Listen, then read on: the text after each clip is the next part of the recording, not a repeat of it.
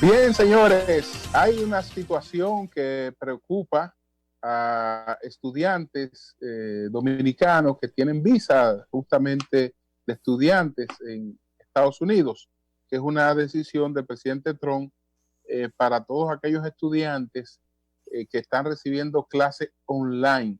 Dice que las visas son para recibir clases presencial, no online, que los que tengan esos visados deben retirarse a sus países a recibir esas clases. Entonces, para el caso de la situación de los dominicanos que estén en esa condición, vamos a hablar en estos momentos con la abogada María Mateo. Ella es la encargada de asuntos jurídicos del consulado dominicano en Nueva York, experta en temas migratorios. Entonces, María, para que nos explique cuál es la situación de estos estudiantes frente a esta decisión del presidente Donald Trump. Adelante.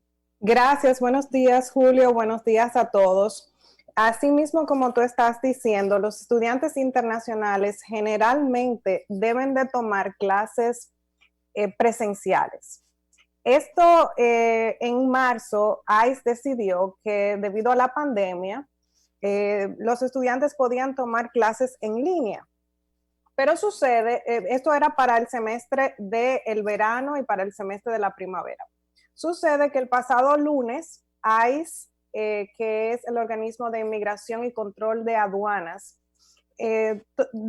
tomó una reglamentación en donde se determinó que los estudiantes internacionales que empiecen ahora en otoño deben de tomar clases presenciales o salir del país, porque si no van a ser deportados.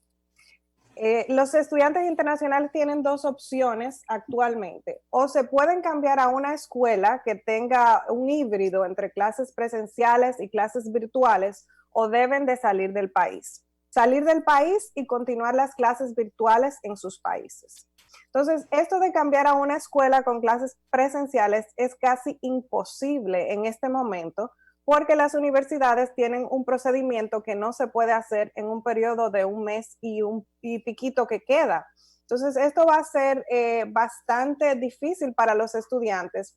Las universidades actualmente, unas 46 universidades han puesto una demanda que será escuchada en el día de hoy, y a esto se han sumado 26 estados. La demanda fue iniciada por MIT y Harvard y será escuchada en el día de hoy en Boston. Entonces estamos esperando qué va a determinar este juez, si va a determinar que se puede bloquear esta orden o no, para ver cuál será el futuro de nuestros estudiantes. Los estudiantes dominicanos que se encuentren en esta situación deben de dirigirse al Consulado Dominicano de Nueva York y vamos a tratar de ver cuáles son sus mejores opciones para que su estatus migratorio no sea afectado. Pero está la posibilidad de que aún estés recibiendo clase online, en algún momento rapidito tengas que ir a la universidad a compartir algo, a buscar un documento. Entonces, esa posibilidad las autoridades migratorias no la han contemplado, la importancia de que estés en el país donde recibes la docencia aún sea virtual. No, tienen que tomar mínimo una clase presencial para poder quedarse en el estatus de la visa F1. O sea, 3 créditos deben de tomar para poder considerar que su estatus está todavía válido en los Estados Unidos. O sea, que ir a buscar un libro o pasar por la universidad no es suficiente para no ser deportado. ¿Se ha estimado cuántas personas estarían en esa condición? Sí, actualmente hay 1 millón de estudiantes internacionales que van a ser afectados por esta nueva reglamentación del ICE. O sea que es bastante preocupante porque ICE está prácticamente, o no prácticamente, está amenazando que va a deportar a 1 millón de estudiantes. Claro, sí. Entonces, son estudiantes que a veces no pueden regresar a sus países porque hay prohibiciones de reentrada a sus países. Entonces van a tener que quedarse ilegal. Sí, y en el caso de los dominicanos, ¿sabemos más o menos cuántos estudiantes dominicanos tenemos? dominicanos no residentes en Estados Unidos, me refiero. No hay una cantidad, porque usualmente las estadísticas te dicen cuáles son los países que tienen la mayor cantidad de estudiantes, que son los asiáticos, sí. China, la India, son los que tienen, la China solamente tiene 300,000 estudiantes aquí en los Estados Unidos. Nosotros no estamos entre esos 5 países que tienen más estudiantes, pero somos muchos. Entonces, ¿cuáles son las expectativas con lo que pueda decidir el tribunal? ¿Cómo tú ves la posibilidad de que el tribunal realmente anule esta decisión? Yo creo que las probabilidades son muy altas, porque lo que alega la demanda es que la administración de Trump, lo mismo que hizo con el DACA, no dio una explicación razonable de por qué ahora el cambio. Si estamos todavía en el medio de una pandemia, la emergencia todavía persiste. Entonces, ellos no lo hicieron de acuerdo al acta de procedimientos, en donde deben de dar una explicación razonable para este cambio y además considerar todos los aspectos importantes antes de imponerle esta carga a los estudiantes. ¿Cuáles son esos aspectos importantes? Bueno, que los estudiantes tal vez no puedan regresar a sus países, que los estudiantes se van a quedar ilegales en un periodo de tiempo muy corto. Entonces yo creo que las probabilidades de que esta reglamentación sea bloqueada en el día de hoy son muy altas. También está el factor de que los estudiantes al salir y volver pudieran exponerse al contagio cuando luego se abran las clases.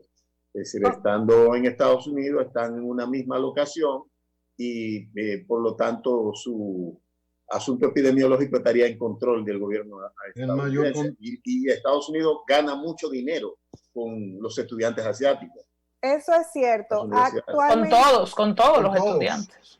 Sobre todo esos asiáticos. Los Estados Unidos, perdón, recibió el año pasado 45 billones de dólares la economía estadounidense, perdón, en el año 2018, porque todavía no hay estadísticas para el año 2019. 45 billones de esos estudiantes internacionales matriculados. Las universidades actualmente están en un grave problema. Han tenido que despedir a muchísimas personas porque los estudiantes muchos han dejado o han saltado un semestre, entonces han dejado de recibir muchos ingresos. Esto es una imposición, una carga económica mayor para las universidades, ya que los estudiantes internacionales pagan la matrícula completa. La mayoría de los estudiantes americanos reciben becas, reciben ayuda del gobierno. Exactamente. Pero los internacionales pagan la matrícula completa, como en el caso mío, que yo tuve que pagar mi matrícula completa. María, cuando hablas de que pueden tener contacto con el consulado, ¿es asistencia, orientación e información? Exactamente. Hasta el momento solo eso, fundamentalmente. Fundamentalmente es orientación. Le podemos dar opciones de cómo cambiar su estatus, porque pueden, aunque se encuentren en un estatus de visa de estudiante, pueden hacer un cambio o una extensión de estatus de diferentes formas. Algunos califican para lo que se llama la OPT, que es un entrenamiento que pueden solicitar. Entonces, hay opciones que estamos considerando y que podemos además llevarlos a otras universidades que tengan ambas clases. Tenemos un listado aquí en el estado de Nueva York de las que están tomando estas clases híbridas. Entonces podemos dirigirlos a esos sitios. Nos pueden llamar y pueden comunicarse con el consulado si están en esta situación. Bueno, pues muchas gracias a María Mateo, abogada experta en migración, pues del consulado de los Estados Dominicanos en los Estados Unidos. Gracias. Muchísimas gracias a todos. Cuídense. Bye, bye. Bueno, pues muchas gracias. Ahora